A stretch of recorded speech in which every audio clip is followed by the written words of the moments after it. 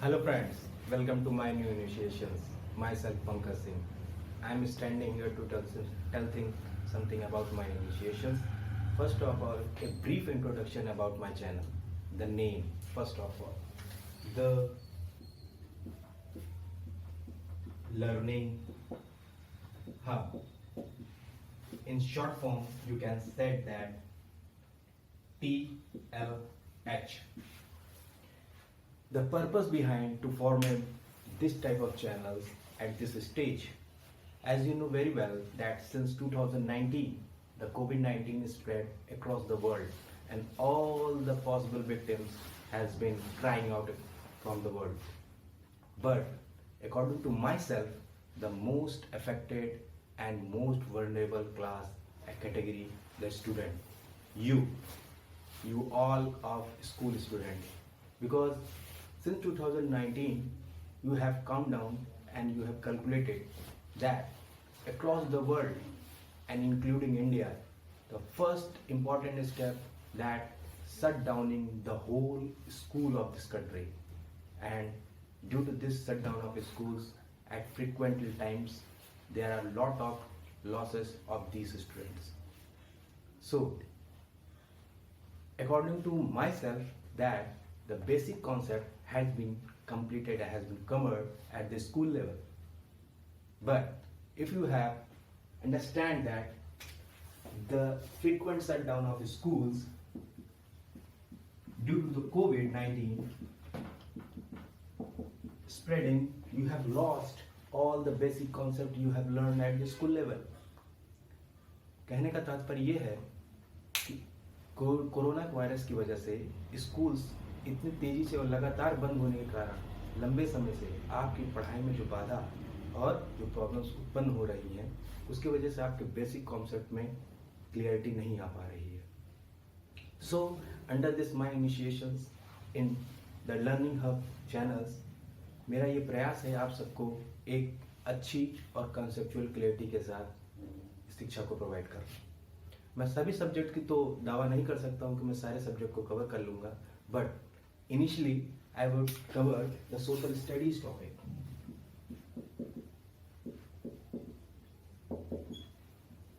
Actually, under this social studies या social sciences, you have completed four basics books, just like a history,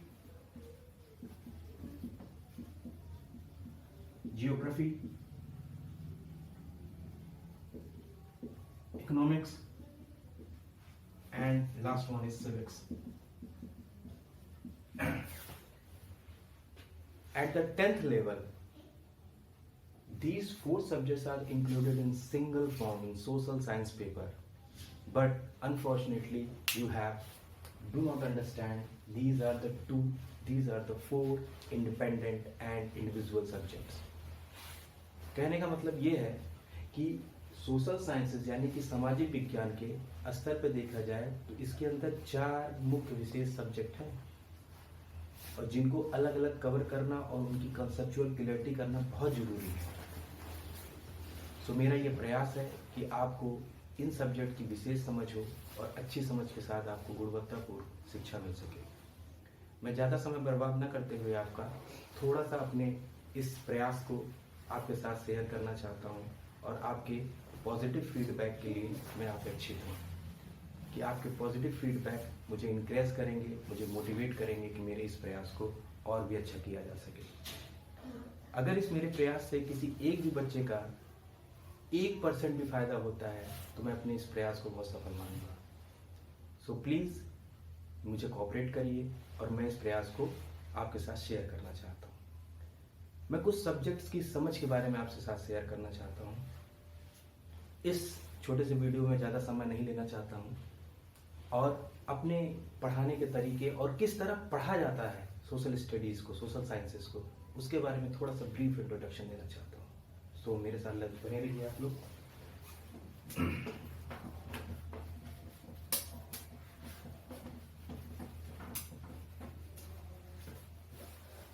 जैसा कि हम जानते हैं कि क्लास 6 से क्लास 12 तक अगर आप आर्ट साइड लेते हैं आफ्टर 10th कंप्लीटिंग, बिकॉज आप जानते हैं कि क्लास 10 के बाद आपकी स्ट्रीम्स अलग अलग हो जाती हैं, science side and art side. कुछ बच्चे साइंस साइड्स और कुछ बच्चे आर्ट साइड्स।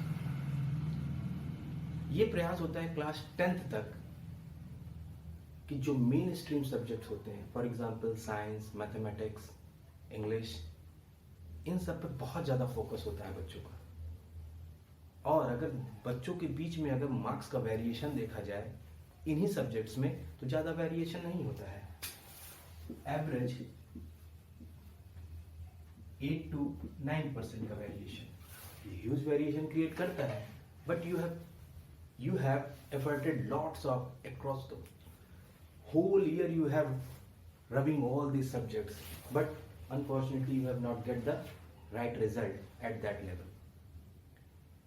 मैं ये चाहता हूं कि आप थोड़ा सा स्मार्ट तरीके से पढ़ाई करिए। ज़्यादा आउटकम लेने के लिए कम इनपुट के साथ ज़्यादा आउटकम, ये एक स्मार्टनेस की निशानी होती है।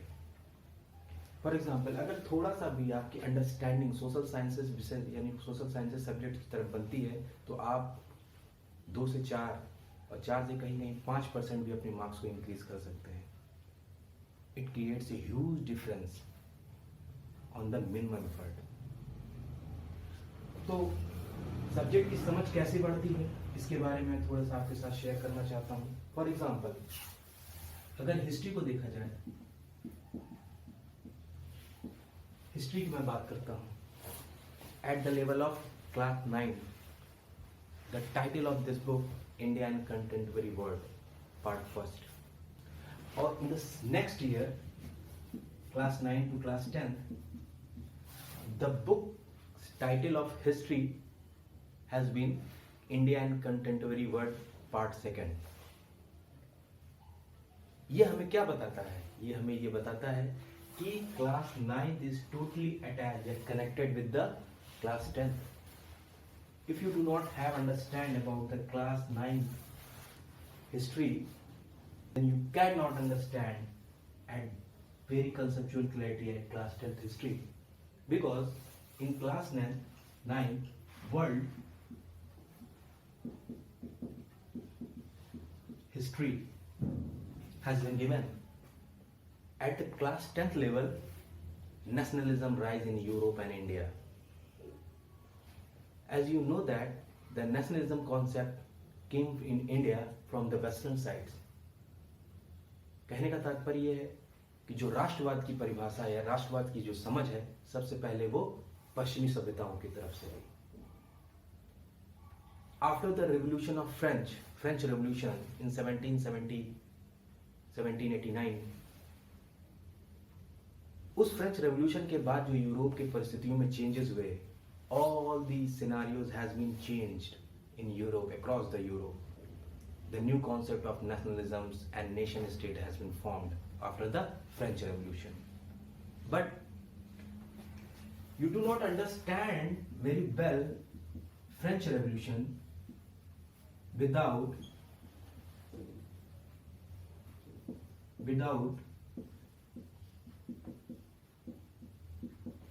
the help of American Revolution.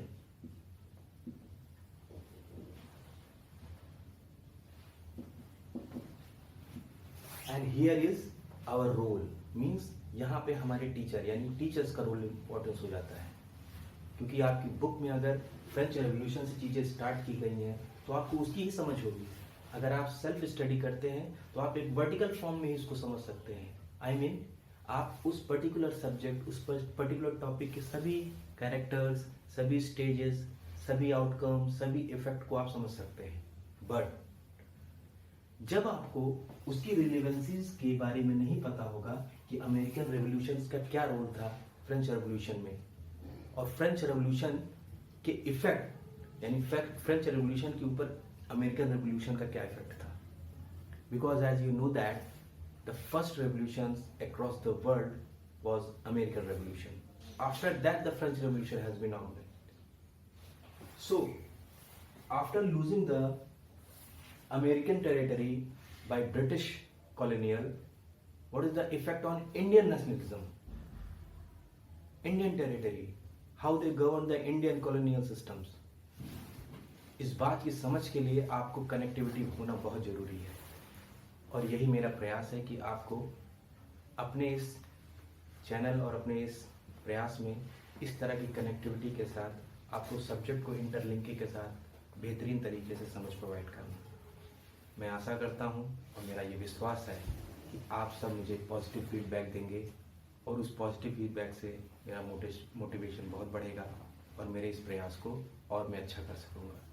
तो प्लीज़ मैं आप चाहता हूँ कि आप मेरे इस चैनल को सब्सक्राइब करिए, अपना सपोर्ट दीजिए।